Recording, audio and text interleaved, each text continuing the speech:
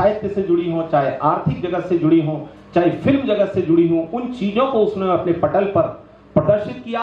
और आज वो एक फाउंडर के रूप में, प्रशस्ति स्टूडियो के फाउंडर के रूप में डॉक्टर कुमार मनोज इटावा की धरती से, वैसे वो लखनऊ में उनका स्टूडियो है, वो हम लोगों के बीच में यहाँ पर मौजूद है। मैं चाहता हूँ एक बार जोरदार उनका तालियों से स्वागत करें। हर विधा का, चाहे वो हर क्षेत्र, चाहे वो उद्योग के क्षेत्र में हो, शिक्षा के क्षेत्र में हो, चाहे वो कला के क्षेत्र में हो, आपको सबको परिचय भी कराऊंगा।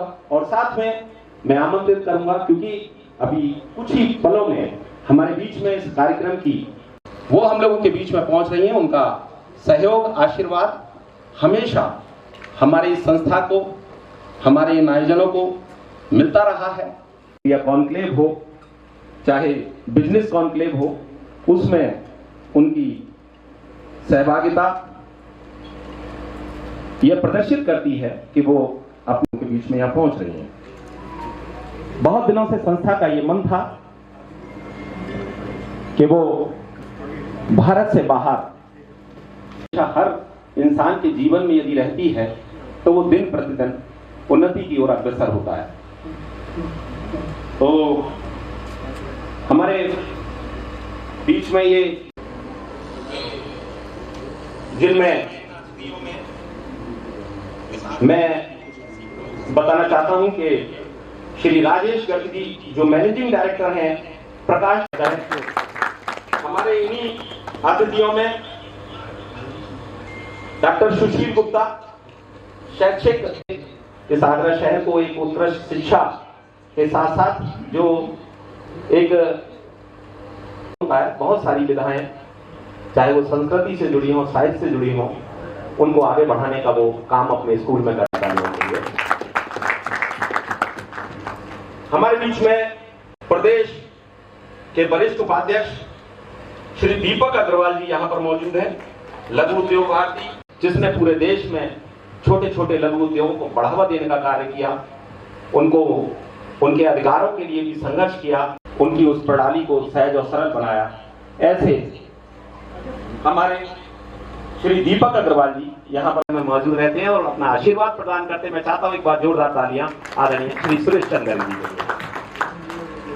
डॉक्टर अशोक शर्मा जी जो चेयरमैन है साइंटिफिक पैथोलॉजी के इस आगरा, इस मैंने आपको पहले भी बता दिया कि जितने भी लोग बैठे हुए हैं वो अपने आप में संस्था है। मैं सभी का एक बार थोड़ा मैं परिचय होने के की वजह से हमारे बीच में आईसी, मैं चाहता हूं एक बार जोरदार तालियां उनके लिए। हमारे बीच में है एकता बिल्डर के प्रसाद अग्रवाल जी, जो कि आगरा शहर के लिए जितनी सामाजिक गतिविधियां होती है उसमें भी उसी तरह से बढ़ चढ़कर सुनाई है। हमारे बीच में doctor Mukesh Sharma, deputy director education ministry, special के बीच में आए। पहले वो आगरा में ही पोस्टेड थे एमएसएमई में, तो मैं आपका स्वागत करता हूं डॉक्टर मुकेश शर्मा जी, एक बार तालियों से आप उनका स्वागत करें। हमारे बीच में मिस्टर वैभव अग्रवाल, डायरेक्टर अजंता डेयरी, हम लोगों के बीच में है। आपका भी हम हार्दिक, मिस्टर रोहित जैन, एमडी अहिंसा ग्रुप ऑफ कंपनीज, वो हम लोगों के बीच में है। मिस्टर मोहित जैन, आत्माराम ऑटो एंटरप्राइजेज, मैं चाहता हूं एक बार जोरदार तालियां हमारे एक ऐसे साथी जो बहुत ही सक्रिय रहते हैं सामाजिक कार्यों में, मिस्टर सचिन जी, मिस्टर अनुज अशोक जो कंपनी से भी हम हार्दिक स्वागत और अभिनंदन करते हैं।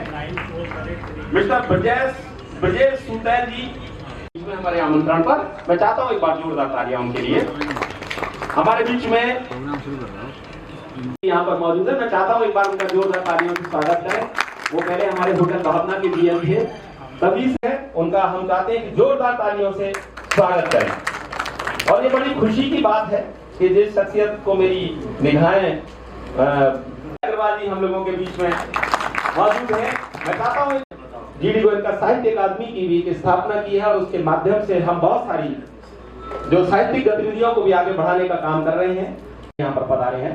मैं चाहता हूँ एक बार जोरदार तालियां आदरणीय श्री संजय अग्रवाल जी के लिए।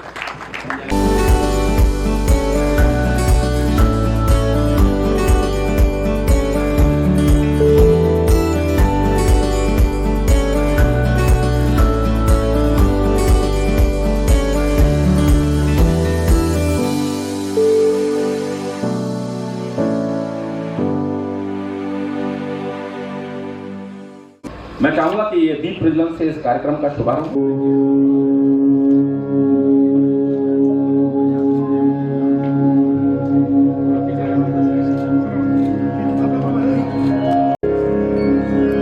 वक्रतुंड महाकाय सूर्यकोटि कुरु मे देव सर्वकार्येषु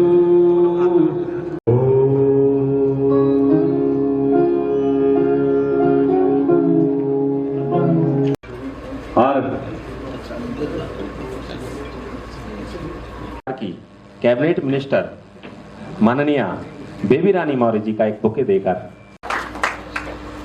हमारे बीच में विशेष रूप से दुबई से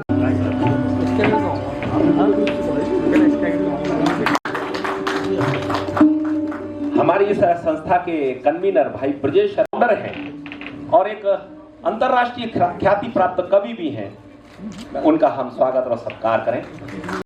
सुशील गुप्ता जी हमारे बीच में आदरणीय भाई राम मोहन कपूर जी से मैं अनुरोध, भाई गजेंद्र सिंह जी जो कि होटल रमाडा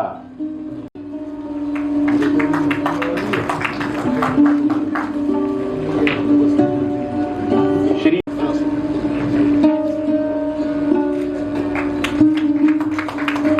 मैं श्री सचिन शंकर जी से अनुरोध करूंगा, होटल आशादीप के स्वामी, मेरा उनसे अनुरोध है, मैं अनुरोध करूंगा कि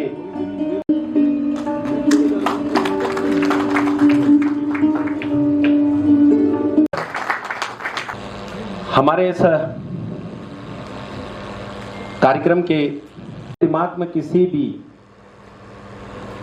कार्य की पूरी परिकल्पना उनके जेहन में होती है और शायद यही कारण है कि जब हम उनके साथ ही हमारी जो पूरी टीम है जब बैठ दिया है। अच्छा, हमारे बीच में हमारे आदरणीय श्री राजेश गर्ग जी जो प्रकाश डीजल के स्वामी हम लोगों के बीच में आ चुके हैं। मैं उनसे निवेदन कर रहा हूं कि वो उनका मंच पर स्थान आरक्षित है, तो मैं चाहता हूं कि उनका स्वागत भी साथ में रहती है। मैं चाहता हूं कि पूरी तालियों के साथ, पूरी ऊर्जा के साथ हम अपने माननीय मुखिया श्री पूरन डावर जी को सुने। एक बार जोरदार तालियां श्री डावर साहब। धन्यवाद पवन जी, आप भूमिका इतनी बड़ी बांध देते हैं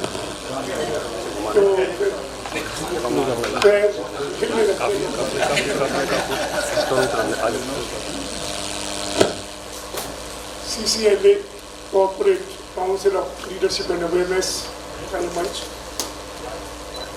और इस मंच की आज मुख्य अतिथि के रूप में शहर का जो एक गौरव हमको मिला है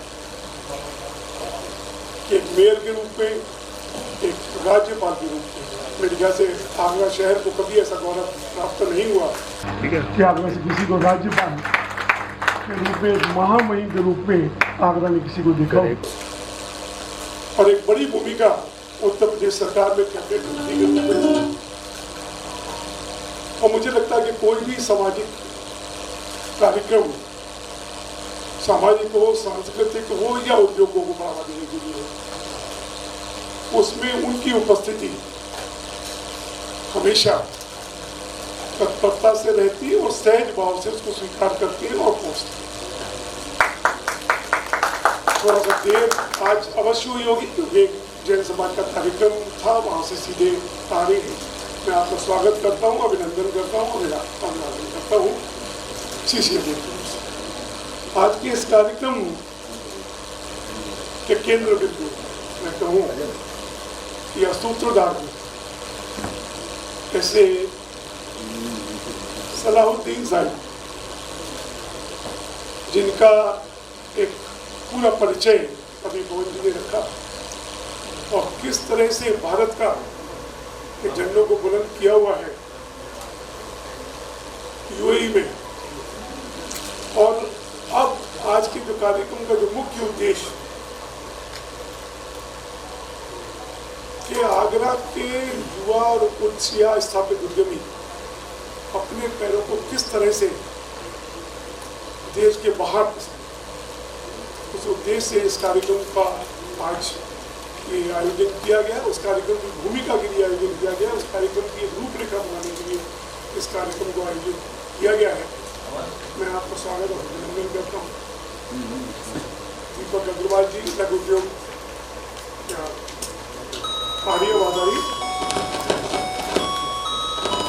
दीपक अग्रवाल जी लघु उद्योग भारती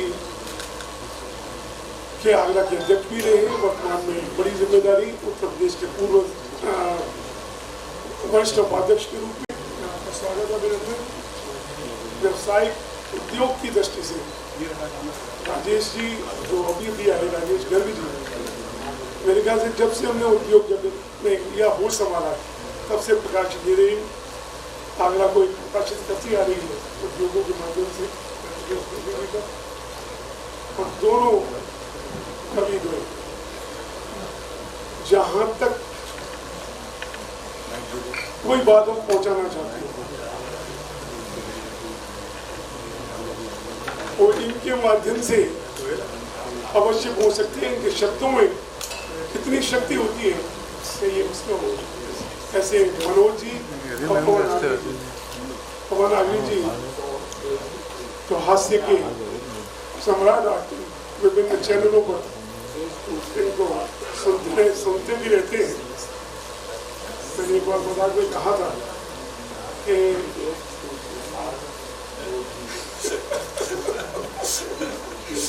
इनसे एक बार मैंने बड़ा लिया कि अगर हास्य कवि विद्वान होते उनकी विद्वता पर शक रहता है, अगर हास्य कवि विद्वान होते तो इनकी बातों पर हम समझते।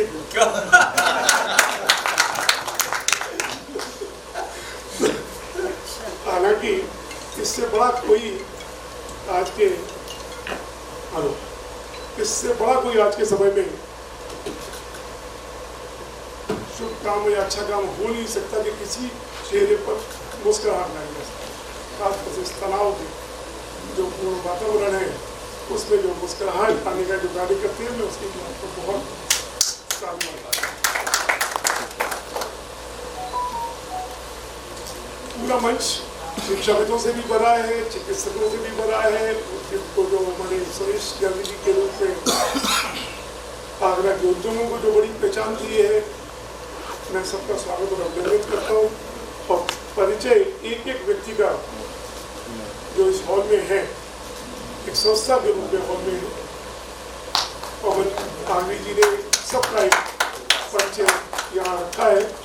मुझे लगता है कि मंच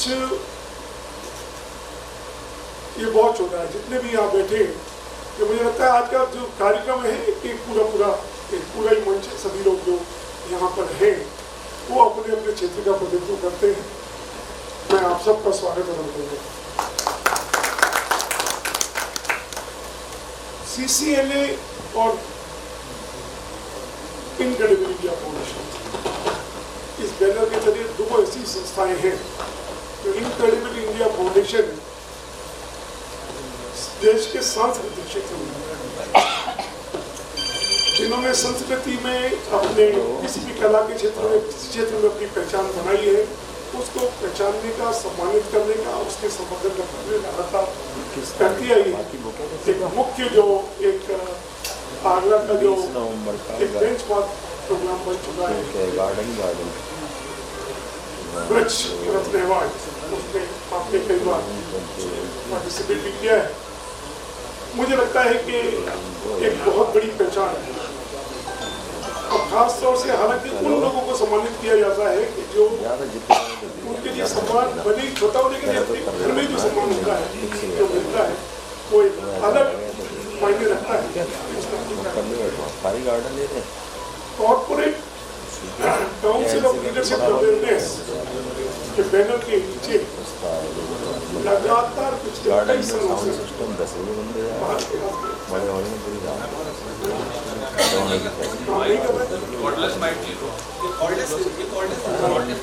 तो बता दो अपने साथ। इसमें आगे बस उद्योगों के क्षेत्र में किस तरह से उद्योगों का विकास किया जाए, संवर्धन किया जाए और एक कलेक्टिव अप्रोच के साथ में किस तरह से आगे बढ़ा जाए, इसमें एक बड़ी भूमिका निभाने वाली।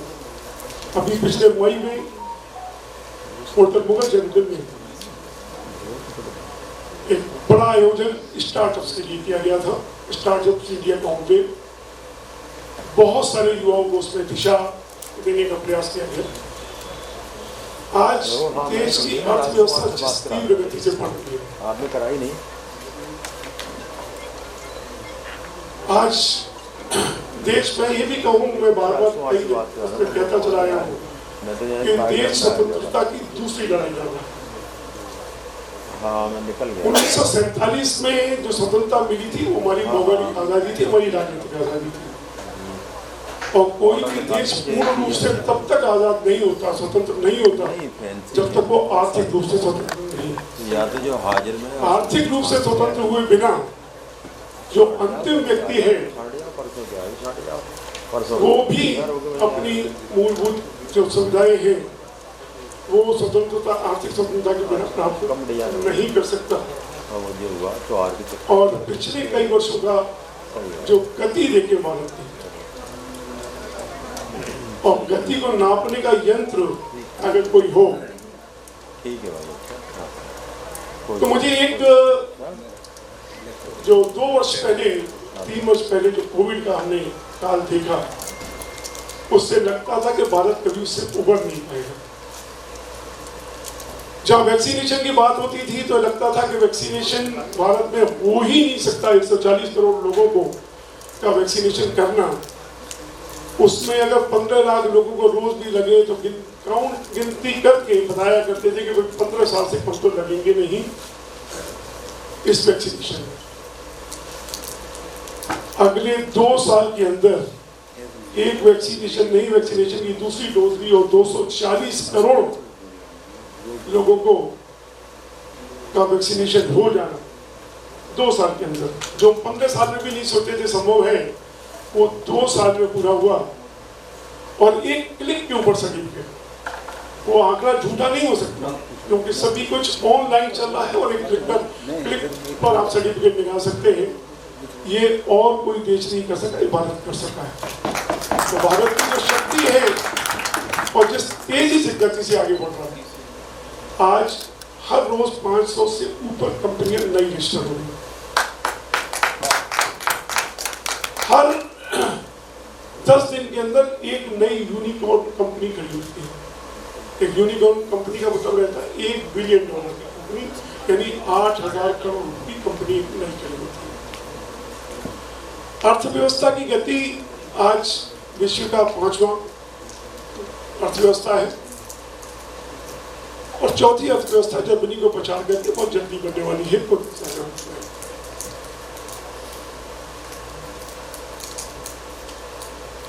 अगर पोटेंशियल देखें तो महाराष्ट्र की जो भारत की अर्थव्यवस्था आज से 17 साल पहले थी, उसके बराबर आज महाराष्ट्र की अर्थव्यवस्था है, अकेले महाराष्ट्र। जो भारत की अर्थव्यवस्था लगभग 20 साल पहले थी, उसके बराबर की कर्नाटक की अर्थव्यवस्था है, तमिलनाडु की अर्थव्यवस्था है, उसके बराबर की उत्तर प्रदेश की अर्थव्यवस्था होने जा रही है। ये 5 प्रदेश 20 साल में 5 भारत की अर्थव्यवस्था को संभाल सकते हैं। अभी हमारे 29 प्रदेश हैं। अगर उसको समय के साथ में देखते हैं तो संभावनाएं देखते हैं तो संभावनाएं असीमित संभावना है, असीमित पोटेंशियल है। लेकिन चौथे से तीसरे पर आना है तो बहुत बड़े प्रयास करने होंगे। CCLA का ये हो सकता है कि प्रयास गोरैया की भूमिका में हो या गिलहरी की भूमिका में। एक छोटा प्रयास है लेकिन ये प्रयास हर जिले से निकलना होगा, हर शहर से निकलना होगा और ऐसे प्रयास लगातार करने होंगे कि जिससे जो उद्यमी अभी जो देश तक सीमित है वो अपने पैर विदेशों में कैसे पसार सकते हैं या इंटरनेशनल ट्रेड में कैसे पसार सकते हैं, या जो युवा जो अपनी संभावनाएं तलाश रहे हैं वो संभावनाएं कहाँ का कैसे कैसे ये दिशा देना बहुत ज़रूरी है।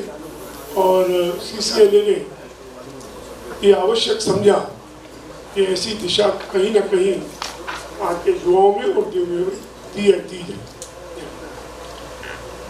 एक बड़ा आयोजन का प्रयास दुबई में, सलाउद्दीन जी की इसमें बड़ी भूमिका होने वाली है। एक अभी सबसे पहला जो भारत का जो एक इकोनॉमिक पार्टनरशिप, अभी फ्री ट्रेड की जो बात कर रहे हैं, लगातार इस सरकार के प्रयास चल रहे हैं कि फ्री ट्रेड एग्रीमेंट FTAs लगातार हो। और सबसे पहली जो सफलता मिली वो UAE के साथ में मिली, एक सेपा के नाम से, CEPA comprehensive economic partnership agreement सबसे पहला UAE के साथ में हुआ और तब से ट्रेड में गति पकड़ी। उसी को देखते हुए कि क्यों ना CCLA अपना प्रयास UAE से करे। UAE की मार्केट को हम एक मात्र UAE की मार्केट नहीं कर सकते हैं, एक पूरे विश्व की एक ट्रेड कैपिटल बन चुका है, पूरे विश्व का ट्रेड कैपिटल है। और मेरे ख्याल से बहुत सारे कंट्रीज का, बहुत सारे इवन कॉन्टिनेंट्स का गेट में है UAE। जितनी संभावनाएं इसमें हैं और जितना आसान इस मार्केट में हमारा एंटर करना है, क्योंकि 30% आबादी UAE की अभी भारतीयों की है और भारत के पास एक ट्रेड का बड़ा हिस्सा है। तो जितनी अपॉर्चुनिटी सबको UAE में हमारे लिए आसान है, उतनी मुझे लगता है कि और किसी के लिए उतनी आसान नहीं है। हमको अपने होराइजन्स को बढ़ाना है, आगे देखना है, बढ़ना है।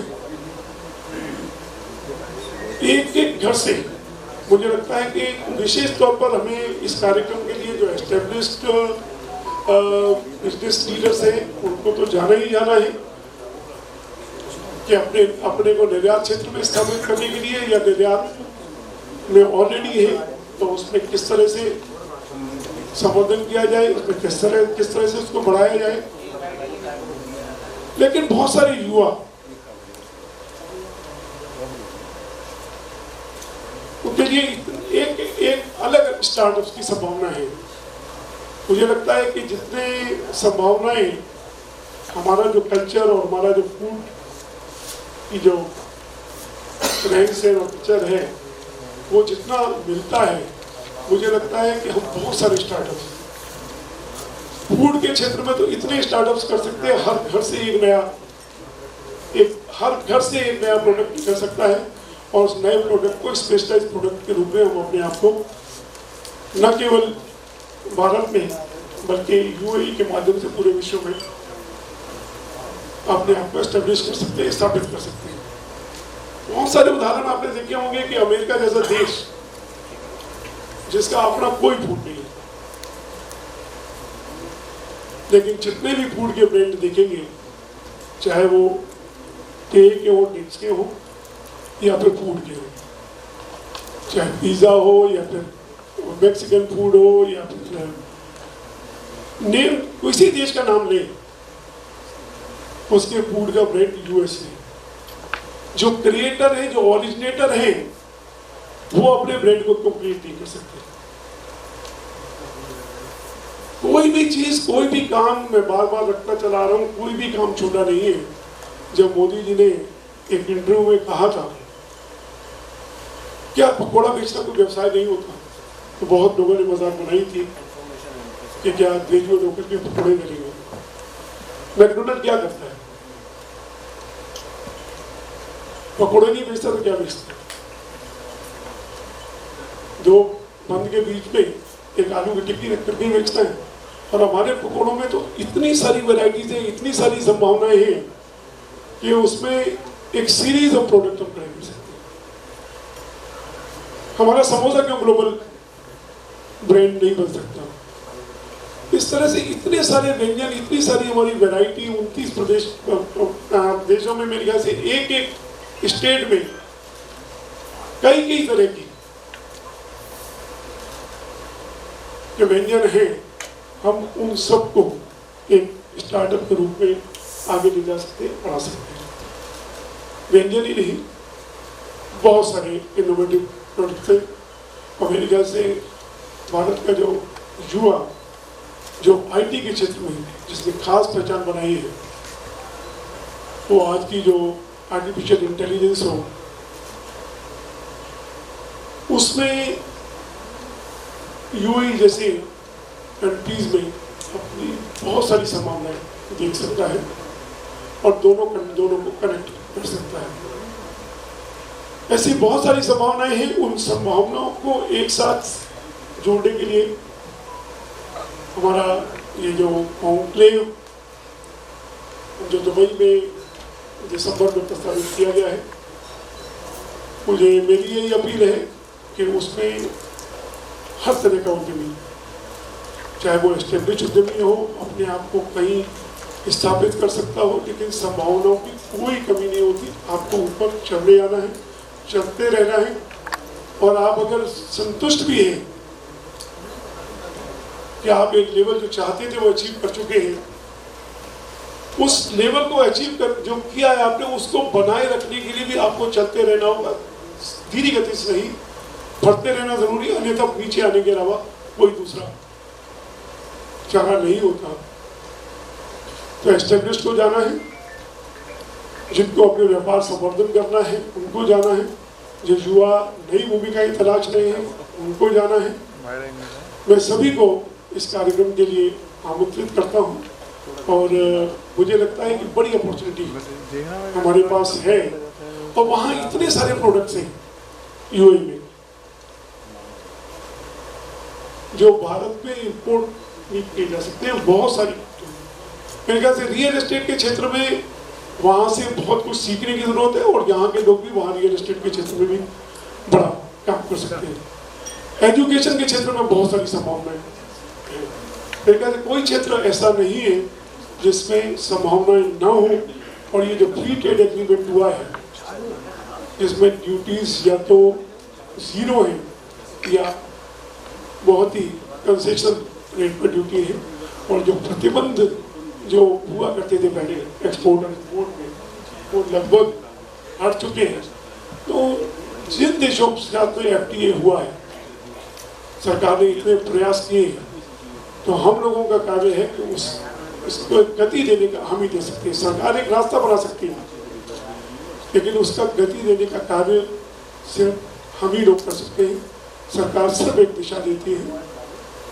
मुझे जो इस कार्यक्रम में जो सोच, जो भूमिका अजय शर्मा जी की हो, विजय शर्मा जी हो या पवन जी हो, मैं सभी को साधुवाद देता हूँ कि इस सोच के लिए।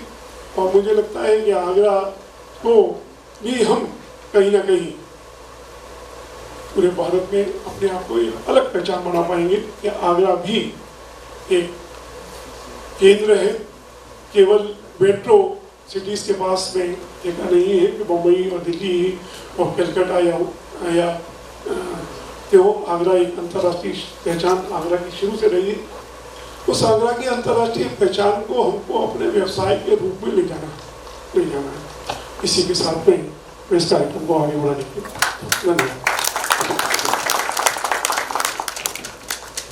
बहुत बहुत धन्यवाद आदरणीय श्री डावर सर, आपने बहुत तफसील से इस जो कार्यक्रम की पूरी जो भूमिका थी, इस कार्यक्रम का जो हेतु था, जो उद्देश्य था, उसको बहुत अच्छी तरह से परिभाषित किया। मैं चाहता हूँ कि ये जो India UAE economic partnership conclave 2024 की जो उद्घोषणा है, वो एक ऐसी शख्सियत के मुखारबिंद से आज हो जो हमेशा से हमारी इस संस्था को अपना आशीष प्रदान करती रही हैं। जैसा डावर सर ने बताया, जैसा इस शहर का प्रत्येक बाशिंदा जानता है, एक लोकप्रिय मेयर के रूप में। फिर उसके बाद इस आगरा शहर को पहली बार जो गवर्नर के पद से नवाजा गया, इस ताज नगरी का मान पूरे देश भर में हमारा मान बढ़ा, और अब वो प्रदेश सरकार में कैबिनेट मिनिस्टर के रूप में इस आगरा शहर का प्रतिनिधित्व कर रही है। ऐसे हमारे आदरणीय बेबी रानी मौर्य जी से मैं निवेदन करूंगा कि उनका जो आधिकारिक जो उद्बोधन है वो बाद में होगा, लेकिन जो उद्घोषणा होनी है उस कॉन्क्लेव की, उसका वो एक बार उसका उद्घोषणा करें। मैं चाहता हूं एक बार तालियों से आप आइए। मैं इतना तो पहले जरूर कहूँगी कि पवन आगरी जी, ये बहुत अच्छी शुरुआत आगरा से आप कर रहे हैं, और आगरा के युवा जो इधर उधर भटक रहे थे उन्हें काम करने का मौका मिलेगा। मैं बहुत साधारण शब्द में अपनी बात कह रही हूँ, तो वो तो मैं बाद में बोलूँगी, लेकिन आप सभी मंच पर उपस्थित हैं, आप सभी को, और सामने भी सभी बैठे, आप भी सब आगरा के बड़े उद्योगपति हैं। मैं आप सबको साक्षी मान के ये घोषणा कर रही हूँ कि मैं आज के इस भव्य आयोजन में आप सभी की गर्ममयी उपस्थिति के बीच corporate council for leadership and awareness द्वारा आयोजित होने जा रहे India UAE economic partnership conclave 2024 के आयोजन की घोषणा करती हूँ। मुझे उम्मीद ही नहीं, अब तो पूर्ण विश्वास है कि यह आयोजन भारत और संयुक्त अरब अमीरात के उद्यमियों के बीच द्विपक्षीय व्यापारिक संबंधों को मजबूती प्रदान करने और व्यापार के नए अवसरों का सृजन करने के अपने उद्देश्य में पूरी तरह सफल होगा। ये मेरी शुभकामनाएं भी है, मेरी अपेक्षा भी है आगरा की, तो मैं ये चाहती भी हूँ। बहुत बहुत धन्यवाद। धन्यवाद आदरणीय दीदी। हमारे बीच में हमारे टोल किंग जिनको हम कहते हैं, SKM के डायरेक्टर आदरणीय भाई कुलदीप ठाकुर जी इस दौरान मौजूद हो चुके हैं। मैं चाहता हूँ एक बार तालियों से आप उनका स्वागत करें। हमारे बीच में एक आगरा शहर की एक जानी मानी शख्सियत जो एक्टर भी हैं, जो योगा ट्रेनर भी हैं और स्क्रिप्ट राइटर भी हैं, ऐसे कमलजीत कौर जी मौजूद हैं। मैं आपका भी हार्दिक स्वागत और अभिनंदन करता हूँ। अब मैं चाहता हूँ कि जो पोस्टर विमोचन का जो कार्यक्रम है वो हो। मैं भाई अजय शर्मा जी, विजय शर्मा जी, आपसे अनुरोध करूँगा कि वो हमारे सब अतिथियों को वो पोस्टर वो देने की कृपा करें। तो इसके बाद हमारे जो मंचस्थ हमारे अतिथिगण हैं उनका उद्बोधन होगा।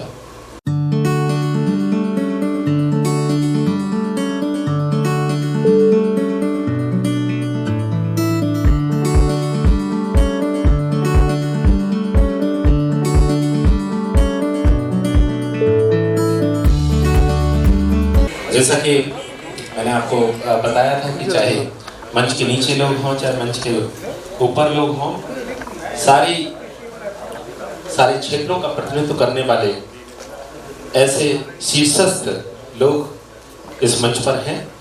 तो मैं सबसे पहले मैं आमंत्रित करता हूं अपने सूक्ष्म उद्बोधन के लिए आदरणीय डॉक्टर अशोक शर्मा जी, जो साइंटिफिक पैथोलॉजी लैब के हमारे चेयरमैन हैं, MD हैं। मैं अनुरोध कर रहा हूं कि आप उनका उद्बोधन सुने। एक बार तालियों के साथ स्वागत। सभागार में उपस्थित सभी देवियों सज्जनों, ये एक बहुत बड़ा दिन आज टर्निंग पॉइंट ले रहा है। यूएई का नाम बहुत दिनों से सुना है और सबको लगता है कि दुबई जाएंगे, और बहुत लोगों के टूर भी बनते हैं, और दुबई में कभी भी ऐसा नहीं लगा, ये मुस्लिम कंट्री है, इतना ओपन, इतना खुले दिल का देश है कि वहाँ हर इंसान हिंदुस्तान का, मतलब वहाँ पे 1/3 आबादी हिंदुस्तान की होना, ये दर्शाता है कि कितनी अच्छी स्थिति वहाँ पे पूरे देश में, पूरे विश्व में दुबई की है, दूसरी जगह कहीं नहीं हो सकती। और हम लोगों का सौभाग्य भी ये है कि हम लोगों ने वहाँ जाके बहुत अच्छे काम भी करे। ऐसे ही हिंदुस्तानियों को किसी को भी ऐसी कोई जॉब नहीं मिल जाती या कोई बिजनेस नहीं मिल जाता। उन्होंने अपना कमिटमेंट दिखाया, वैसे भी पुरानी बात तो ये है कि हम लोगों की एक्सपोर्ट क्वालिटी कुछ ज़्यादा ही अच्छी है। बहुत सारे डॉक्टर्स मैं अपने क्षेत्र में कह सकता हूँ हमारे साथ कुछ ठीक ठाक से थे, कुछ नीचे की तरफ थे, लेकिन बाहर जाके उन्होंने जो धुआं काटा है या जो इमेज बनाई है बियॉन्ड इमेजिनेशन। तो ये आज एक बहुत बड़ा टर्निंग पॉइंट आ रहा है और बीबी रानी मौर्य जी आई हैं और उनका आशीर्वाद आगरा को हमेशा मिल रहा है और जमालुद्दीन साहब आए हैं। तो सॉरी, एक्सट्रीमली सॉरी, आपके बहुत वजन वाला नाम है और उसी वजन के हिसाब से बहुत आगे तक जाना है और विचारों की तो कोई कमी नहीं है। हिंदुस्तान डेवलप हो रहा है, वर्ल्ड डेवलप हो रहा है और हिंदुस्तान एक नई करवट ले रहा है। तो उसके साथ ये कॉन्क्लेव बहुत आगे जाएगा, आगरा भी बहुत आगे जाएगा, देश बहुत आ जाएगा। धन्यवाद, बहुत बहुत धन्यवाद। डॉक्टर अशोक शर्मा जी ने अपने संक्षिप्त उद्बोधन के साथ जो आने वाले हमारे अतिथिगण हैं उनको भी बता दिया उनको कितनी देर बोलना है। मैं एक बार तालियों से ये केवल क्योंकि जो हास्य कवि का जो रूप है वो मेरे अंदर से कभी कभी आने लगता है, लेकिन इसका मतलब ये नहीं है। हमारे जो मुख्य अतिथि जिनकी वजह से पूरा आयोजन हो रहा है उनको तो अपना पूरा उद्बोधन देना है। मैं अनुरोध कर रहा हूँ हमारे बीच में डॉक्टर सुशील गुप्ता जी जो एक अच्छे विचारक हैं। जब भी हम उनको सुनते हैं तो निश्चित रूप से उनको सुनना अपने आप में एक सुखद उपलब्धि होती है। मैं चाहता हूँ एक बार जोरदार तालियां, क्योंकि सबका परिचय मैं एक बार पहले दे ही चुका हूँ। धन्यवाद पवन भाई, और आपका तो अंदाज और आपकी तो सब बातें बिल्कुल अलग है। मैं CCLA से काफ़ी सालों से जुड़ा हुआ और जिस तरह से ये आज एक तरह का नया चैप्टर खुला है, UAE के साथ हम लोग पार्टनरशिप करने जा रहे हैं। अगर सरल भाषा में कहें तो हम लोग वहाँ जाके अपना बिजनेस खोलना चाहते हैं और वहाँ के लोगों के साथ अपना बिजनेस खोलेंगे। शिक्षा के क्षेत्र में हम लोग कोशिश करेंगे, संजय भाई यहाँ बैठे हुए हैं, कि कोई वहाँ पे भी अगर आप बताएं और कुछ किस तरह से हम लोग आगे बढ़ सकते हैं तो वो बहुत ज़रूरी होगा इस तरह से हमको बताना, क्योंकि हर कंट्री के कुछ अपने तौर तरीके होते हैं किस तरह से, और वहाँ चूँकि 30% ऑलरेडी हिंदुस्तानी वहाँ पर हैं तो ये हमारे लिए और भी बहुत एक अच्छी बात है। तो CCLA ने ये जो बीड़ा उठाया है और दिसंबर में हम लोग वहाँ जाके कुछ कार्यक्रम करने वाले हैं, जैसा कि अब और इसकी रूपरेखा हमको डिटेल में पता चलेगी, करेंगे और हम कोशिश करेंगे कि वहाँ कुछ ना कुछ आके और आगरा का एक अपना अलग अस्तित्व जो है वहाँ हम रख सकें और लोगों को दिखा सकें कि नहीं, आगरा जूते में और सारी चीज़ों में सब जगह एक्सपोर्ट कर रहा है और अब हम वहाँ भी जा रहे हैं। इन्हीं शुभकामनाओं के साथ बहुत बहुत साधुवाद, धन्यवाद। बहुत बहुत धन्यवाद डॉक्टर सुशील गुप्ता जी। अब मैं आदरणीय श्री राजीव अग्रवाल जी से अनुरोध करूँगा कि श्री राजीव जी अपना उद्बोधन रखें। ऐसा आगरा शहर के प्रमुख व्यवसायी है, मैं चाहता हूँ एक बार तालियों से आप उनका स्वागत करें। धन्यवाद पवन जी, सम्मानित मंच, अति सम्मानित सदन। मेरा ट्रेड पेपर का है और पेपर की आज की तारीख में ऑल ओवर वर्ल्ड बहुत अच्छी डिमांड है। जहाँ तक UAE का संबंध है तो फूड रैपर का बहुत बड़ा काम है और डिस्पोजेबल आइटम का पेपर का UAE में बहुत बड़ा काम और इंडिया से बहुत अच्छी क्वांटिटी में मटेरियल सप्लाई। एक खास बात यह है कि UAE में सारी अफ्रीकन कंट्री की डील होती है, वो भी मैक्सिमम UAE से होती है। तो कुल मिला के UAE का मार्केट आज की तारीख में बहुत बड़ा मार्केट है और इंडिया से बहुत लोग काम कर रहे हैं। आगे भी संभावना बहुत है और क्वांटिटी जो है वो डिमांड जो है आगे डिवाइड बढ़ेगी उसकी, और मैं समझता हूँ कि इंडिया से जो है वो और भी लोग काम कर सकते हैं। धन्यवाद। बहुत बहुत धन्यवाद आदरणीय श्री राजीव अग्रवाल जी। अब मैं अनुरोध कर रहा हूँ श्री दीपक मनचंदा जी से कि वो आए और अपने विचार रखें। एक बार तालियों से आप स्वागत करें, क्योंकि मैं सबका परिचय एक बार दे चुका हूँ, इसलिए मैं उसे दोबारा नहीं देना चाहता। आप thank you Pawan ji. Nothing much to say, Kawal साहब और बाकी सब पर्सनैलिटीज ने काफ़ी कुछ कवर कर लिया है। I just want to add कि अभी कुछ समय पहले भी एक प्रोग्राम आगरा में हुआ था। वहाँ यूएई से कुछ सज्जन आए थे जिन्होंने कि फ्लैटेड फैक्ट्री और office plug and play concept को यहाँ पर ऑफर किया था।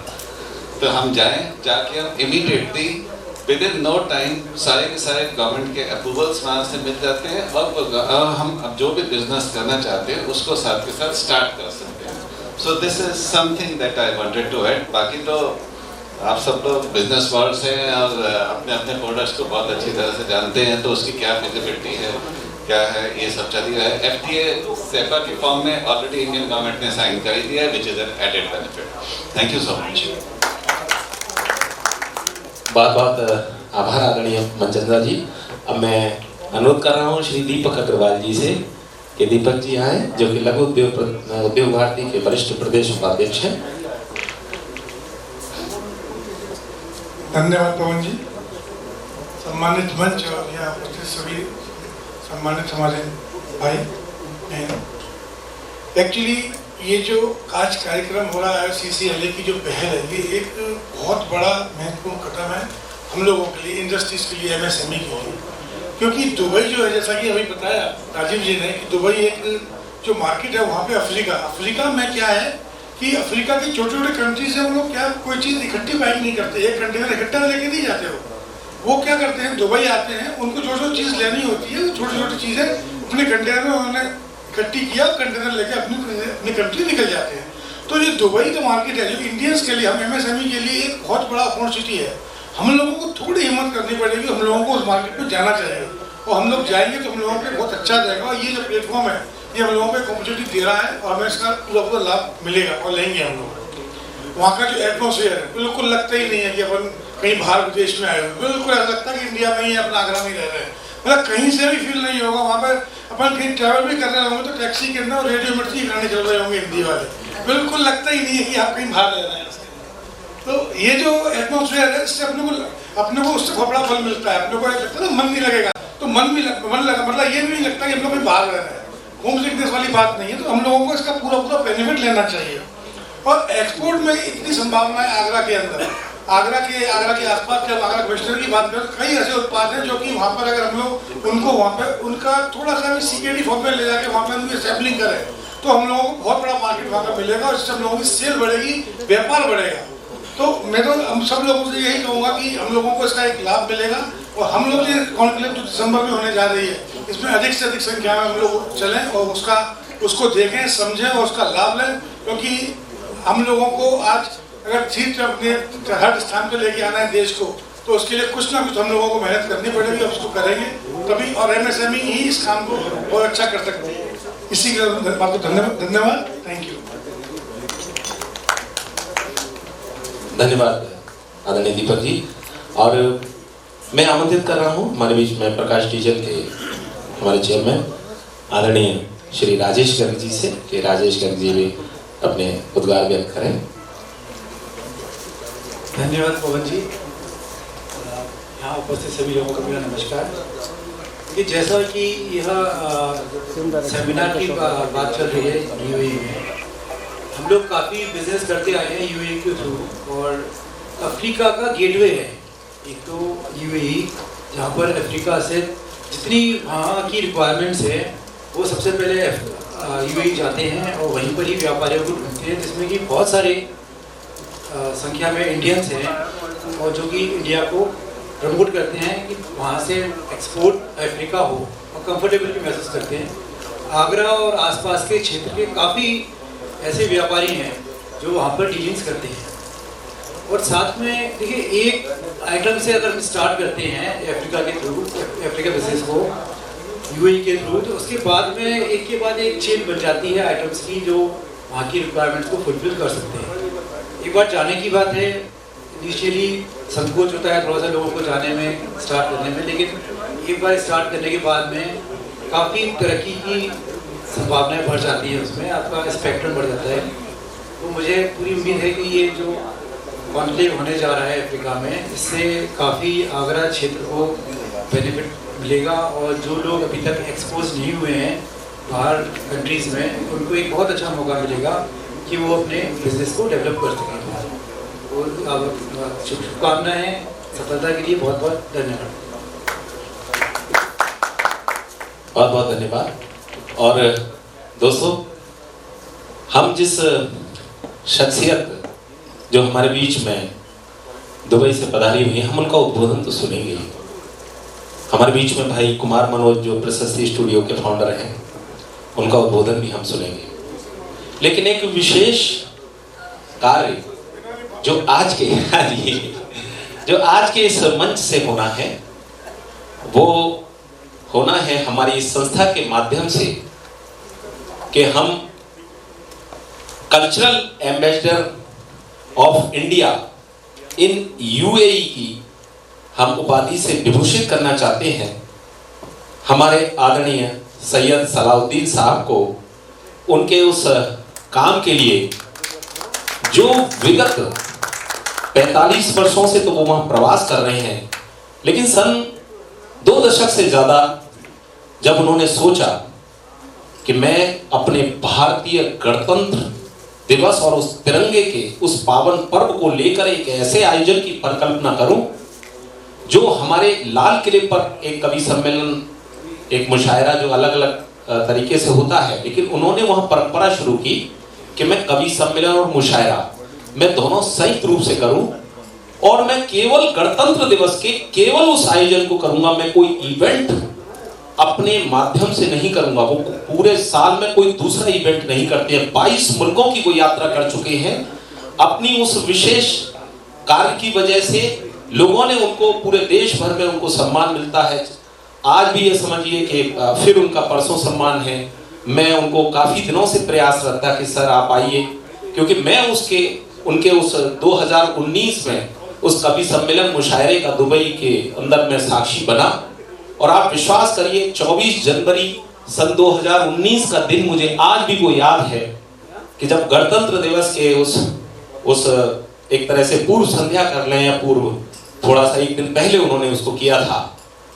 तो जैसे ही हम उस कार्यक्रम के उस हॉल के अंदर पहुंचे तो हमें ये तो पता था कि कवि सम्मेलन मुशायरा पूरी दुनिया के अंदर, जिसके अंदर जब पवन आगरी ने अपना होश संभाला, लगा कि मुझे कुछ चैनलों पर मुझे मौका मिले, चैनलों पर मौका मिला, मुझे लगा कि मुझे कोई एक पुरस्कार मिल जाए, तो मुझे एक टेपा सम्मान मिल गया जो हास्य रंग का प्रतिष्ठित सम्मान होता है।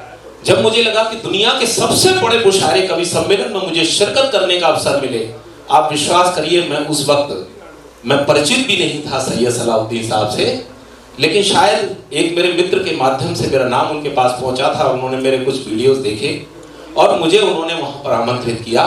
लेकिन जब मैं उस हॉल के अंदर पहुंचा और हॉल के अंदर मैंने देखा कि कार्यक्रम की शुरुआत से पहले जब राष्ट्रगान जब शुरू हुआ, मेरे रोंगटे खड़े हो गए और पूरा हॉल मतलब उस धुन के साथ खड़ा हुआ। और उसके बाद कवि सम्मेलन शुरू हुआ। एक बहुत बड़ी बात होती है, तब मुझे पता चला कि सैयद सलाउद्दीन वो शख्सियत है। एक कवि सम्मेलन संयोजक या कवि सम्मेलन मुशायरे का संयोजक होना कोई बड़ी बात नहीं है, दुनिया भर में बहुत लोग हैं, लेकिन शायद ये जो शख्सियत आज इस मंच पर मौजूद है, इसने दुनिया भर के अंदर उसको स्थापित किया है।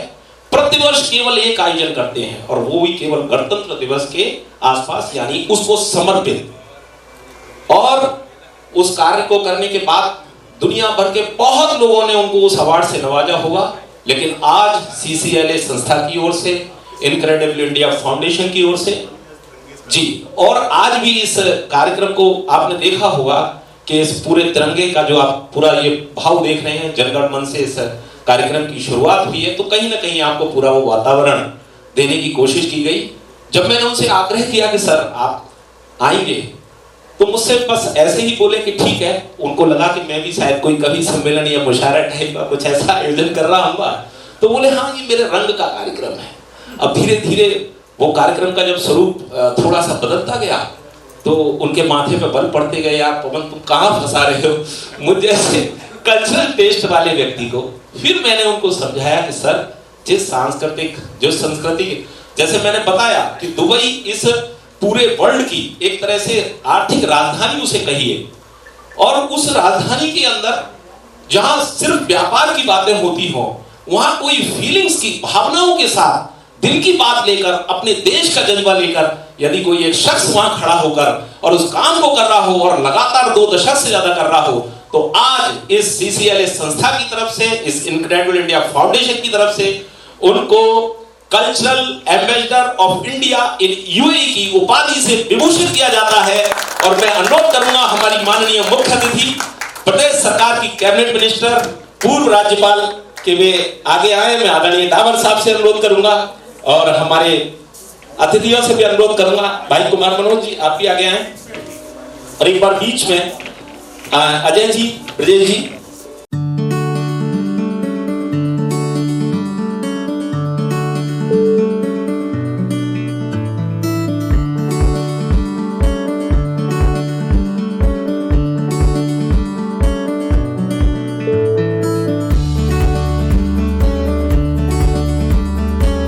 सम्मान के बाद मैं एक जो हमारे अतिथि जो हमारे यहाँ पर पधारे हुए, मैं एक बात और बताना चाहता हूँ। मुझसे अजय जी 2 बार कह चुके हैं कि हमारे जो ये सारे अतिथि सभी का सम्मान, क्योंकि देखिए आप अपना इतना समय निकाल कर यहाँ पर आए हैं, सभी का सम्मान इस मन से होगा। लेकिन मैं चाहूंगा कि उससे पहले हमारे उस अतिथि को आप सुनिए, जिसके फ्लेवर के लिए, क्योंकि कई बार उन्होंने कहा कि भाई इतने बड़े औद्योगिक शख्सियतों, हालांकि मैं भी बिजनेस से, कम्युनिटी से जुड़ा हुआ हूँ, सारी चीजें करता हूँ, लेकिन मुझे उस फ्लेवर में मजा आता है। तो बस मैंने इतना ही कहा कि मैं और डॉक्टर कुमार मनोज आपके उस फ्लेवर के रूप में ही यहाँ पर मौजूद हैं। तो मैं अनुरोध करूंगा भाई कुमार मनोज से।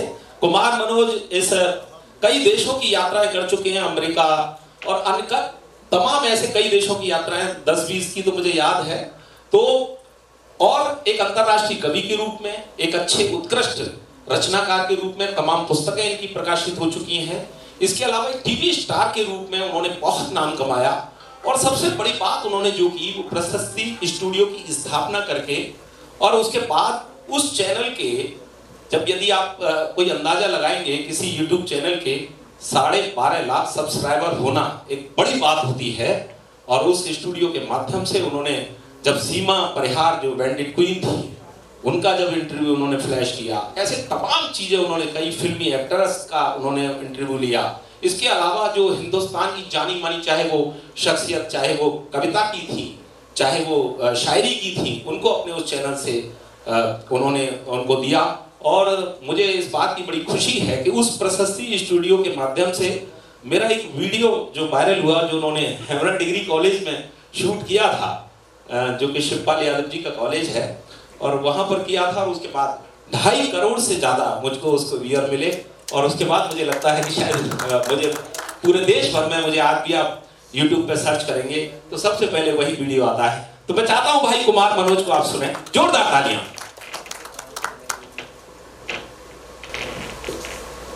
सम्मानित मंच को बहुत बहुत प्रणाम। आदरणीय बड़ी बहन और इस आगरा जनपद की एक तरह से कोहिनूर जिन्हें बोला जा सकता है, आदरणीय मौर्य मैम, और सारे लोग यहाँ कोहिनूर जैसे हैं। गुप्ता सर तो दिखने में ही कोहिनूर जैसे एकदम से लग रहे हैं। सलाहुद्दीन सर पिछले लगभग 20 वर्षों से दुबई में हिंदी कविता, हिंदी शायरी को बहुत बड़ा वहाँ मकाम दे रहे हैं। एक बार जोरदार तालियां, आज आपका सम्मान हुआ सर।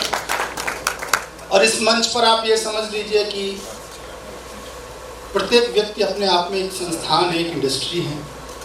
और हमारे यहाँ कहा जाता था कि पैसों के पेड़ नहीं लगते हैं, लेकिन आज इतने सारे पैसे समाज के और व्यापारी वर्ग के लोगों को देखकर ऐसा लग रहा है कि पैसों का पूरा एक गोदाम, पूरी फैक्ट्री यहीं पर खुल गई।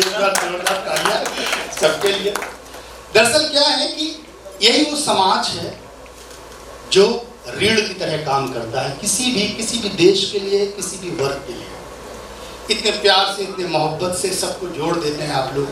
पवन भाई को देखिए, अगले ने इतने ढंग से इस पूरी महफिल को सजाया हुआ है कि मुशायरे और कवि सम्मेलन के संयोजक के रूप में सलाहुद्दीन साहब को आमंत्रित किया और आगरा के सारे व्यापारी वर्ग को आमंत्रित किया और आपके लिए दुबई में रास्ता खोल लिया और हम दोनों के लिए भी दुबई में कवि सम्मेलन का रास्ता खोल लिया। तो ये अद्भुत काम है, ये होता है। ये जो लोग देखिए, वो भी अग्रवाल आदमी है और खून में है व्यापार। अभी क्या हुआ व्यापार खून में होता है। ये लोग कुछ भी करें, कहीं भी इनको रेगिस्तान में छोड़ दो, ये लोग व्यापार कर ही लेते सर। वैश्य समाज एक ऐसा समाज है।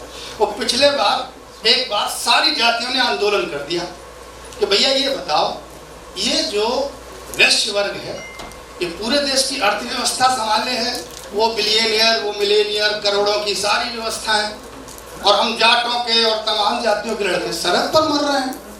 बोले ऐसा करो, इनके लड़कों को भी फौज में भर्ती करो। तो भैया उसने कहा यार हमारा कपड़े का काम चल रहा है, तमाम सारे काम चल रहे हैं, हमको ये काम, मैं सेवा ही कर रहा हूँ, मैं दूसरे तरीके से कर रहा हूँ। बोले नहीं, बंदूक उठा के सेवा करो।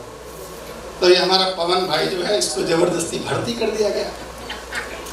तो अगला वहाँ पवन भाई जैसे पहुंचे तो वहाँ का माहौल ही है। अब यहाँ तो क्या है कि कविताएं सुनाई और तमाम सारी चीजें सुनाई, व्यापार किया। वहाँ पर टैंक, तोपें, बम और ये मार काट लड़ाई। तो अगले को चाइना के बॉर्डर पर खड़ा कर दिया। पवन भाई ने कहा देखो हम मोहब्बत वाले लोग हैं, हमसे व्यापार करा लो, हम लड़ाई नहीं कर पाएंगे। बोले नहीं नहीं, देखो सैनिक हो तो सैनिक की तरह काम करना पड़ेगा। तो बोले ठीक है। 15 दिन बाद पवन भाई गए और बोले मेजर साहब जय हिंद। बोले जय हिंद। बोले छुट्टी चाहिए। उन्होंने कहा यार तुमको आए हुए 15 दिन हुए हैं, अभी सही छुट्टी। बोले नहीं साहब छुट्टी तो चाहिए, वहाँ सारा व्यापार खराब हो रहा है। तो मेजर साहब ने कहा कि देखो भाई ऐसा करो, मैं छुट्टी तो तुमको दे दूंगा, एक चाइना का टैंक इधर ले आओ। उनको पता था ये काम कभी ये कर नहीं सकते। पवन भाई ने जय हिंद किया, चला गया। 10 दिन बाद आया मेजर साहब के सामने। बोले जय हिंद साहब। बोले जय हिंद। बोले छुट्टी चाहिए। बोले टैंक। बोले टैंक वो खड़ा।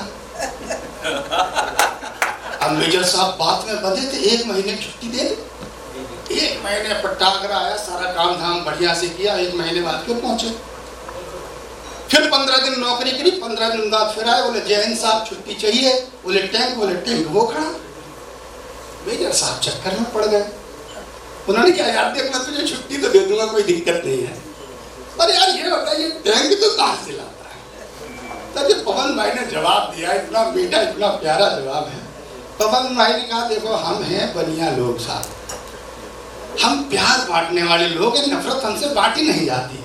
अब मैंने मेरे जैसा एक चाइना का व्यापारी आदमी उससे दोस्ती कर ली है और उससे ये कहा कि भैया जब तुझे छुट्टी चाहिए हो तो मेरा टैंक ले ना कोई लड़ाई ना कोई दिक्कत ना कोई खून करावा, सारा काम बढ़िया चल रहा है। तो एक बार जोरदार तालियां लोग बैठे हैं, ये सब चलता है। बहुत अच्छे लोग हैं आप, और मैं अक्सर आगरा आता जाता रहता हूँ। सर मैं 2 शेर आपको सुनाता हूँ, सुनिए। एक शायर ने लिखा, आज आदरणीय सैयद सलाहुद्दीन साहब बैठे, मैं उनको नजर करता हूँ, आदरणीय बेबी रानी मौर्या जी बैठी, उनको नजर करते हुए शेर पढ़ता। तुम्हारी शख्सियत से ये सबक लेंगी नई नस्लें, तुम्हारी शख्सियत से ये सबक लेंगी नई नस्लें, वही मंजिल पे पहुंचा है जो अपने पांव चलता है, डुबा देता है कोई नाम तक भी खानदानों का, किसी के नाम से मशहूर होकर गांव चलता है। तो जहां भी जाएगा रोशनी लुटाएगा, किसी चिराग का अपना मकान नहीं होता। तो ये वो लोग हैं, इस मंच पर बैठे हुए लोग और सामने बैठे हुए लोग। मैं यहाँ पर एक आकर इतना अच्छा महसूस कर पाता हूँ। मैं पवन जी को बोला करता हूँ कि जब भी कुछ अच्छा हुआ करे तो मुझे मौका दिया करिए। मैं बहुत सारे लोग हैं, अभी आदरणीय सलाहुद्दीन साहब को भी सुनना है, 4 पंक्तियाँ पढ़ता हूँ। प्रशस्ति स्टूडियो का जहाँ तक इन्होंने जिक्र किया है, पवन भाई ने जब पिछले 15 दिन पहले देखे थे तो 12.5 लाख थे, अब 13.5 लाख प्लस कर गए हैं और 10 लाख फेसबुक पेज पर हो गए हैं। तो मतलब 30 लाख लोग फॉलो कर रहे हैं इस समय। और सबसे बड़ा जो काम कर पाया हूँ मैं मेरी एक बहुत दिली ख्वाहिश थी। मैं जब पढ़ता था आगरा यूनिवर्सिटी में तो एक कवि यहाँ थे मिलाप सिंह मैन, तो अध्यापक थे, कविता बहुत अच्छी करते थे। तो मेरा मन हुआ कि इनकी कविताएं मैं कभी रिकॉर्ड करूं ऐसे कवियों का। तो जब मैं थोड़ा सा कुछ कर पाया तो मैं उनके गांव गया तो पता चला कि वो नहीं रहे इस दुनिया में। उस दिन मैंने संकल्प लिया कि न जाने कितने कवि जो गांव कस्बों में रहते हैं उनकी कविताओं को कभी कोई मंच ही, कोई आवाज़ ही नहीं मिल पाती है। तो मैंने प्रशस्ति स्टूडियो की स्थापना की और उस प्रशस्ति स्टूडियो का पिछले 4-5 वर्षों में काम ये है कि अभी शैलेश लोढ़ा ने एक शो बनाया था, वाह वाह क्या बात है, जिसमें 80% कवि, जितने लोग गए थे उसका 80% कवि वो कवि थे जो प्रशस्ति स्टूडियो से पॉपुलर हुए थे। तो आज कोई भी मुंबई में बड़ा टीवी शो कविता से रिलेटेड बनता है तो बहुत सारे कवि वो प्रशस्ति स्टूडियो से मांगता है कि आपके चैनल पर ये कवि हैं जो बहुत सारे जिनके व्यूज़ हैं, इनको आप भिजवा दीजिए। तो बहुत सारे लोगों के लिए मैं जो भी काम कर पाया मैंने किया। बहुत अच्छा। और ये मेरा जो प्रयास था, चाहे इसको कविता के लिए कह लीजिए, व्यापार में बहुत ज़्यादा कर नहीं पाया, मैं 4 पंक्तियाँ पढ़ते हुए अपना स्थान लेता हूँ कि ये मिट्टी क्यों अद्भुत है, ये भारत क्यों बड़ा देश है। सुनिए, ये मिट्टी क्यों अद्भुत है कि भारत की भूमि की महानता कहानों कहें, आदमी के बीच दिनमान मिल जाते हैं, आदमी के बीच सूरज जैसे लोग। भारत की भूमि की महानता कहानों कहें, आदमी के बीच दिनमान मिल जाते हैं। कितने ही धर्म जाति, कितने ही संप्रदाय, भाव किंतु फिर भी समान मिल जाते हैं, भाव किंतु फिर भी समान मिल जाते हैं।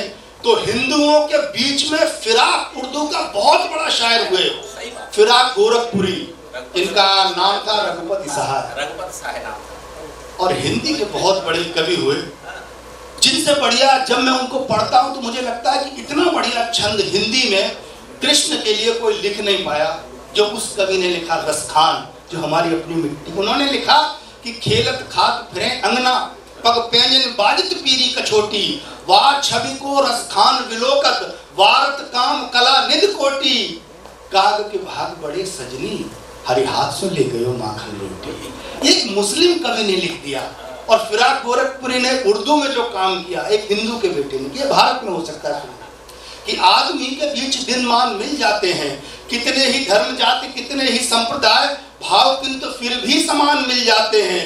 तो हिंदुओं के बीच में फिराक मिल जाते हैं, तो मोमिनों के बीच रसखान मिल जाते हैं, और गोकुल की गलियों में प्यार से तलाशिए तो गाय को चराते भगवान। बहुत बहुत धन्यवाद।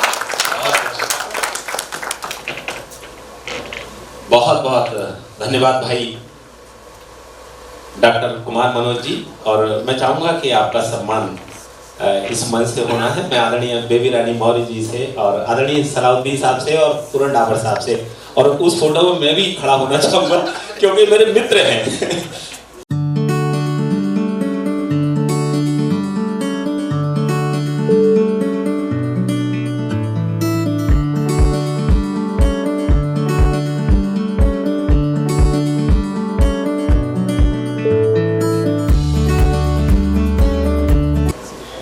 अभी आप डॉक्टर कुमार मनोज को सुन रहे थे। बहुत ही उत्कृष्ट कवि हैं, साहित्यकार हैं। निश्चित रूप से उनकी जो छंद विधा पर पकड़ है उसका आपने देखा, और कौमी एकता और हिंदुस्तानी भाषा के शायद मैं बहुत बड़े कवि के रूप में उनको रेखांकित करता हूँ। ये तो केवल आपने उनकी वानगी देखी है। मैं चाहता हूँ एक बार जोरदार तालियां डॉक्टर कुमार मनोज के लिए। मुझे भी उनकी उन पंक्तियों से अपनी वो 4 पंक्तियां याद आ गई जो मेरी, वो पंक्तियां मैंने दुबई के उस मुशायरे में समर्पित की थी आदरणीय सर को, कि न मजहब की बात है, आदरणीय डाबर सर, आदरणीय दीदी, कि न मजहब की बात है न नसीहत की बात है, मैं जो भी कहूँगा वो अकीदत की बात है। न मजहब की बात है न नसीहत की बात है, मैं जो भी कहूँगा वो अकीदत की बात है। पड़ जाए वक्त फर्ज पे जामी लुटाइए, गीता की यही बात शरीयत की बात है। तो मुझे लगता है कि उस कौमी एकता के उस प्रतीक के रूप में हमारे बीच में आदरणीय सैयद सलाउद्दीन साहब इस मंच पर मौजूद हैं। मैं सभी का सम्मान में कराऊंगा, लेकिन मुझे लगता है कि वो तारतम्य टूटेगा कि जो वानगी जो डॉक्टर कुमार मनोज और मेरे रूप में उनको वो एक जमी मिली है, तो उस जमी पर, उस धरातल पर वो अपना उद्बोधन रखें। मैं चाहता हूं एक बार जोरदार तालियां, ताकि उनको पता लगे कि उनका ये जो सम्मान है वो पूरी दुबई में चर्चित हो। मैं चाहता हूं एक बार जोरदार तालियों के साथ आप सलाउद्दीन साहब को सुनें। उत्तर प्रदेश सरकार की कैबिनेट मंत्री श्रीमती बीबी रानी मौर्य साहिबा आज के इस पुरवकार इस मंच के बैठे हुए और जो आज के इस कार्यक्रम की अध्यक्षता कर रहे हैं, मेरी मुराद माननीय श्री पूरन दवार जी साहब, श्री अजय शर्मा जी, ब्रजेश शर्मा जी, मैं सबका नाम ना लूँ तो अच्छा है, क्योंकि आज की पोजीशन ये है कि जो जर्रा जिस जगह है वहीं आफ्ताब है, तो अच्छी बात नहीं है। लेकिन दो एक चीजें जरूरी है कि जो सम्मान हुआ वो अगर थोड़ी देर ना होता तो शायद मैं कुछ और बोल पाता, लेकिन आप लोगों ने जो मोहब्बत दिखलाई है और ये CCC LA and incredible India foundation ने, उसने हमारी जुबान पे ताला लगा दिया। मैं कुछ कह नहीं पा रहा हूँ सिवाय उस शब्द का प्रयोग करूंगा जो हर आदमी करता है। साहब बहुत बहुत आपका शुक्रिया। और आपने ये हमें सही मानों में ये शब्द जो है वो शब्द नहीं है जो मैं चाहता हूँ कहना, मैं कह नहीं पा रहा हूँ, बल्कि मेरी कैफियत इस वक्त ऐसी है कि मुझे तो कुछ होश नहीं। आप मशवरा दीजिए कहाँ से छेड़ू फसाना, कहाँ तमाम बातें बहुत सारी करनी है। सोचा भी था, थोड़ी देर से लिख भी रहा था, लेकिन मुझको सब मैं भूल गया। ये जरूर है कि हमारे पवन अग्री ने थोड़ी सी मेहनत की कि मैं फिर वापस आ जाऊं इसी प्रोग्राम में, वरना मैं तो ख्वाबों की दुनिया में उड़ने लगा था कि ये क्या हो रहा है सब। आगरा मैं आना चाहता था, ये ईमानदारी की बात है कि मेरी खुद ख्वाहिश थी आगरा आने की। हमारे परिवार के मेरे बच्चे, मेरे बहू सब यहाँ पर आए और घूमघाम के गए, लेकिन मैं नहीं आ सका। तो मुझको इस बात का बहुत ही अफसोस है। लेकिन आज जब मैं अभी तक मैंने आगरा के उस ताजमहल को नहीं देखा है जिसको दुनिया चाहती है देखना, दुनिया चाहती है देखना, दुनिया की ख्वाहिश है कि हम चलें और चल के ताजमहल देखें। हिंदुस्तान में अगर चले तो ताजमहल देखें, लेकिन आज मुझे ये खुशी है कि मैं उन लोगों को सबसे पहले देख रहा हूँ जो ताजमहल को देख रहे हैं, उसकी देखभाल कर रहे हैं।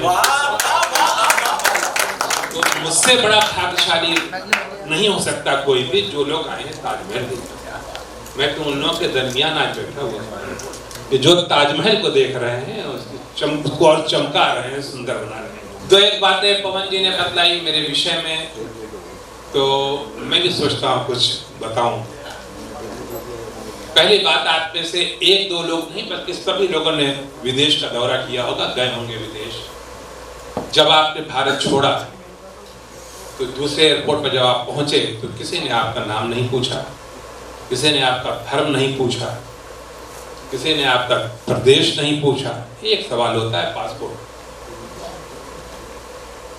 वो एक प्रश्न जो होता है पासपोर्ट का, और आपने कभी ये सोचा कि आपने पासपोर्ट के लिए क्या किया?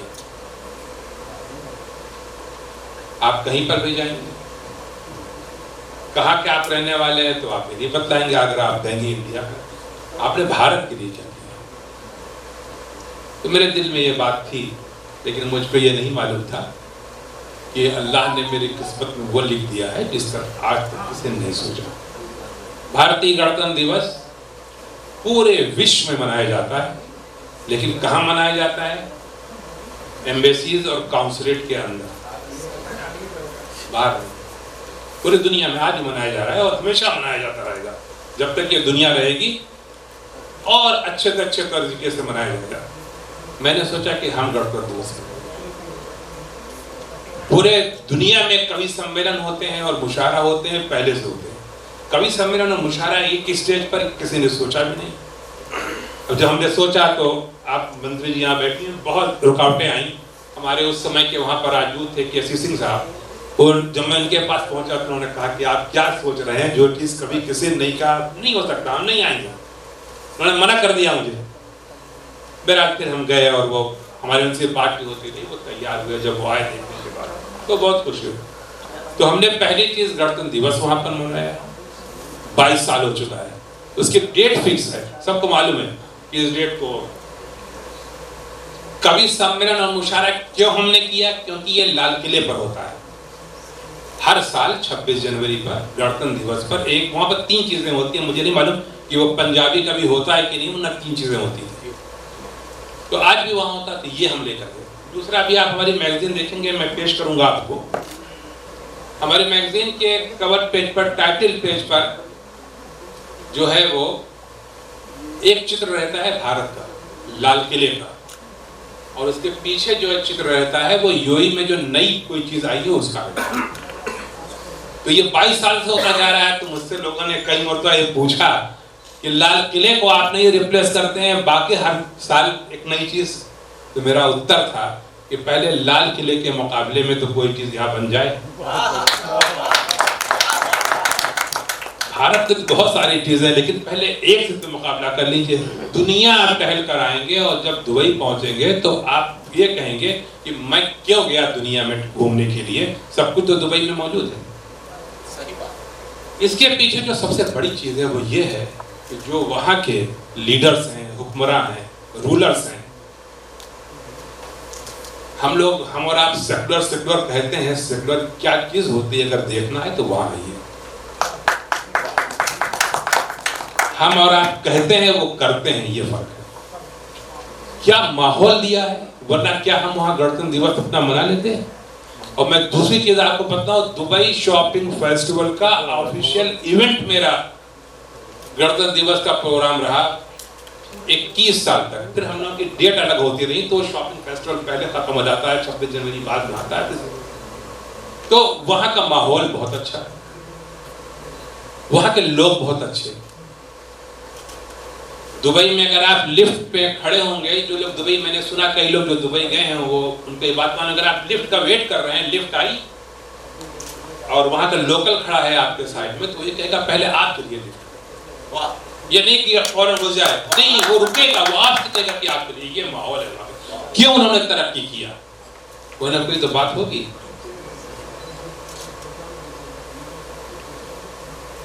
यूएई में कारोबार की पोजीशन इस वजह से बहुत जरूरी थी कि उनके यहाँ इसके अलावा कुछ नहीं था, और उन्हें ये मालूम था कि अगर हम ट्रेडिंग नहीं करेंगे तो हम तरक्की नहीं कर सकते। और ट्रेडिंग उन्होंने इस तरीके से किया कि जो आपके रिक्वायरमेंट्स है वो जहां आप हो वहीं मिल जाए। अभी मुझसे प्रश्न कर रहे थे आप, मैंने कहा मैं इसका उत्तर वहां पहुंच के दूंगा कि कितने पैसे खर्च होंगे, वेयर हाउस लेना पड़ेगा, ऑफिस नहीं, आपको वेयर हाउस भी नहीं लेना पड़ेगा, आपको ऑफिस भी नहीं खोलना पड़ेगा, आपको ट्रेड लाइसेंस मिल जाएगा।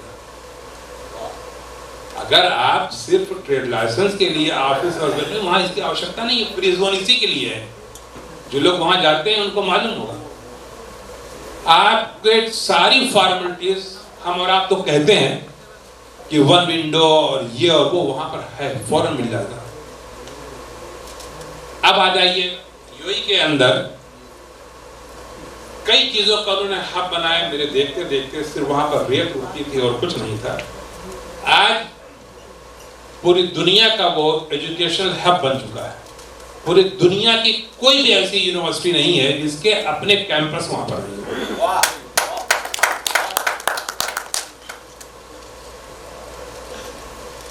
एजुकेशन की दुनिया में बहुत बड़े बड़े लोग हैं, वो भारतीय मूल के, जो सबसे खास बात है। सबसे बड़ा ग्रुप वहां का जेम्स इंटरनेशनल करके है। जिस भी स्कूल के आप ऊपर हाथ रखेंगे तो मालूम होगा ये जेम्स का। वो लोग कहाँ के हैं? साउथ के हैं।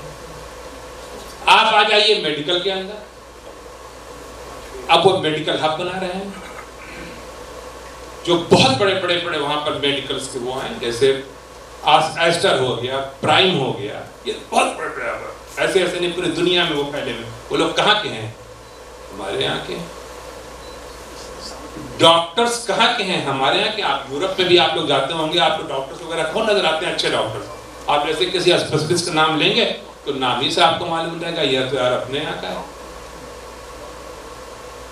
इसकी सिर्फ एक वजह ये थी, एक अट्रैक्शन ये था कि जो लोग यहाँ से के बाहर उन्होंने तरक्की किया, उसकी जो, मैं बहुत ईमानदारी से ये बात कह रहा हूँ, वहाँ पर जो उनको फैसिलिटीज मिली वो बगैर मांगे मिली, उसके लिए उनको दौड़ना नहीं पड़ा।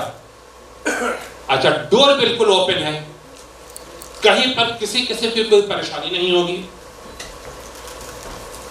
रियल एस्टेट वहां का डिपेंड करता है हमारे और आपके ऊपर, ये आपको मालूम है। यूएई का जो रियल एस्टेट है वो डिपेंड करता है आपके ऊपर। आप ये नहीं कहिए कि हम 40% हैं, हम कितना मजबूत हैं 40%।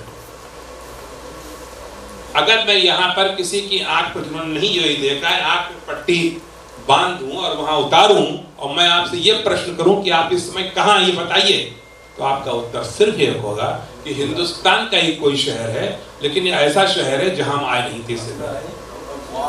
ये ब्यूटी है वहां की। तो वहां पर पहुंचने पर, वहां पर कारोबार करने पर किसी किस्म की कोई परेशानी नहीं है।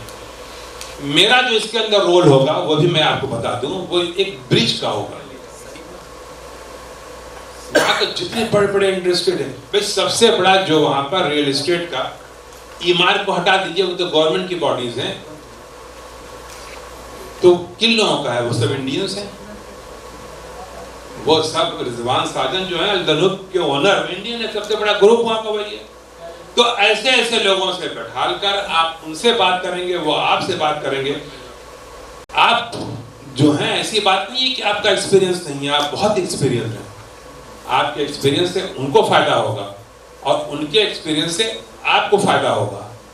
आप लोग आएंगे तो कामयाबी इसमें होगी, और जो लोग गए हैं यूएई उनको मालूम होगा। आप वहां पर दुबई के एयरपोर्ट पर लैंड करेंगे तो वहां अरबी में नहीं कोई आपसे बात करेगा, वो आपसे हिंदी में बात करेंगे।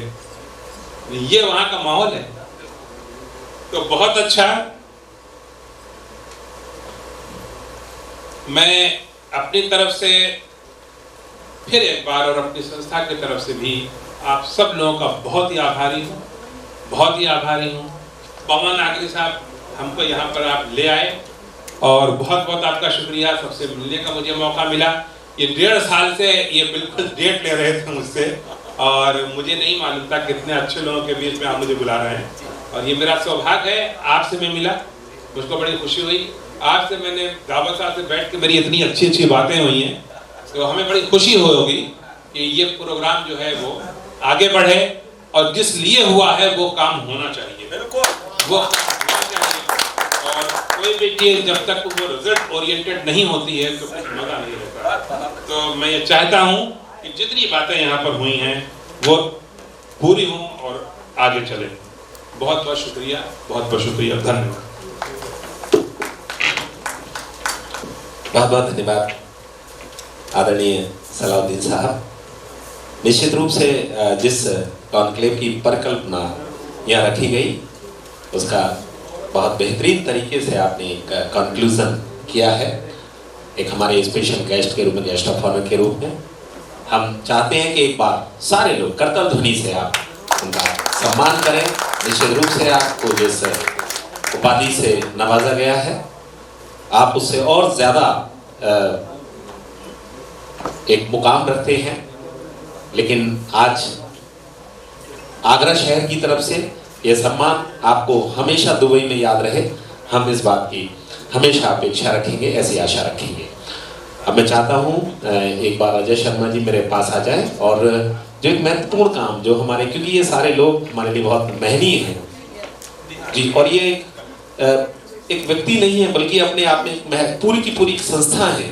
तो उन संस्था का एक सम्मान मैं आदरणीय डावर साहब को भी अनुरोध करूंगा कि डावर साहब एक बार आप आगे आ जाएं, क्योंकि ये जितने महनीय लोग यहाँ पर बैठे हुए हैं उनका एक स्टिक से एक स्वागत करें। मैं सबसे पहले मैं क्रम से ही बुलाना चाहूँगा जी, आदरणीय संजय अग्रवाल साहब, आप आइए सर, और आपका स्वागत आदरणीय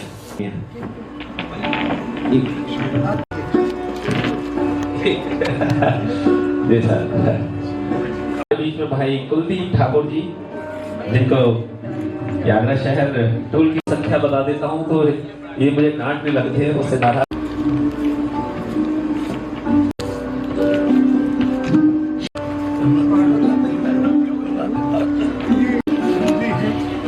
श्री जी आईफा के डायरेक्टर, मेरा अनुरोध है कि आप आए। पहले सचिन भाई का बयान है। श्री मंगल सिंह धाकड़ जी, मिस्टर नसीम अहमद हमारे बीच, हमारे यहाँ के ब्यूरो प्रभारी श्री दिवाकर शर्मा जी, पुष्पेंद्र,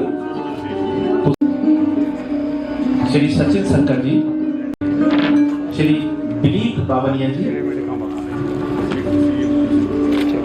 श्री सीए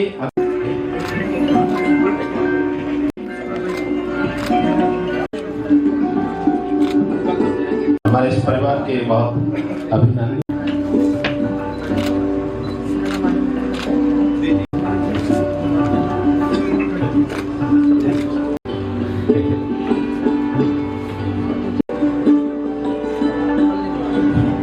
पंकज जी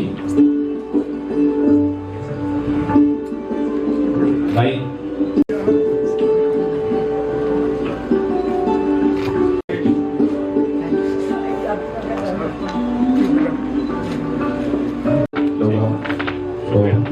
बाकी आशीष मोरे जी यहाँ है, ये आप लोग हमारे आग्रह पर, हमारे निवेदन पर यहाँ पधारे हैं। ये हमारा विकास कपूर है।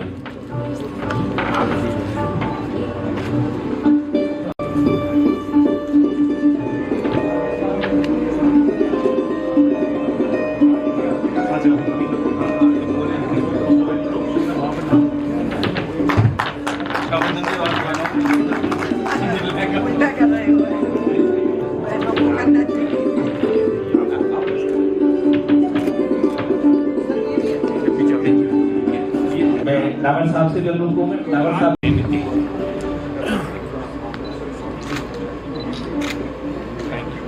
मिनट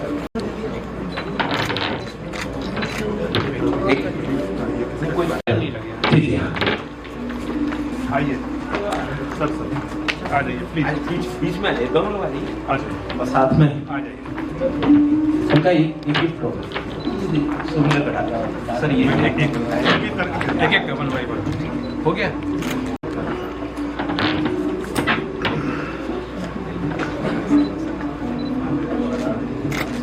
एक वीडियो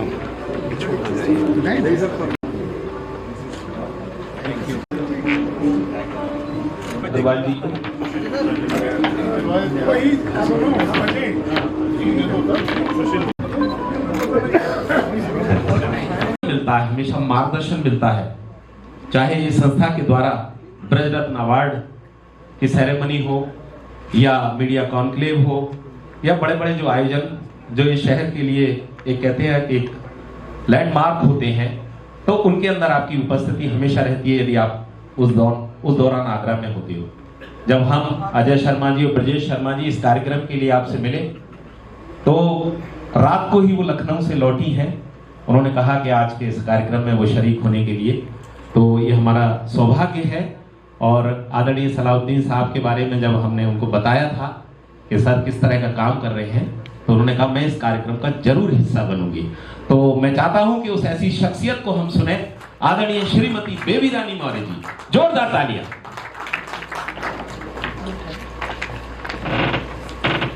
जैसा उन्होंने कहा है ऐसे सलाउद्दीन जी और मंच पर उपस्थित सभी मेरे भाई, जिन सभी को जानती हूँ मैं, और यहाँ उपस्थित आगरा की रीढ़ की हड्डी आप सब, आपके बगैर आगरा नहीं चलेगा ऐसा मैं मानती हूँ, क्योंकि उद्योगों से ही शहर चलते हैं और जब नहीं चलेंगे ऐसा काम आप लोग करते हैं।